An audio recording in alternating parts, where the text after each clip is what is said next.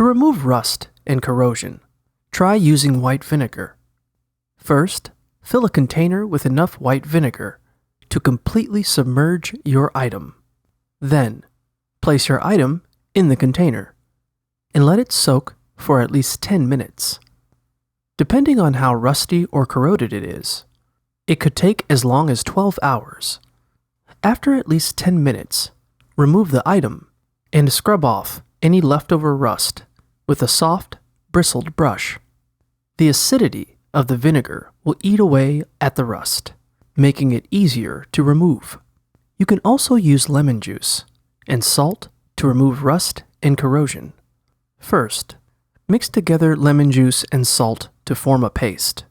Then, apply the paste to the surface of your item and let it sit for 2 hours. After 2 hours, scrub the paste off with a soft, bristled brush.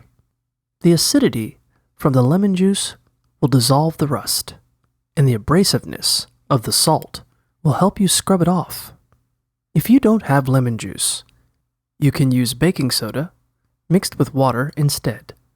If natural methods aren't cutting it, you may need to use a stronger commercial rust remover.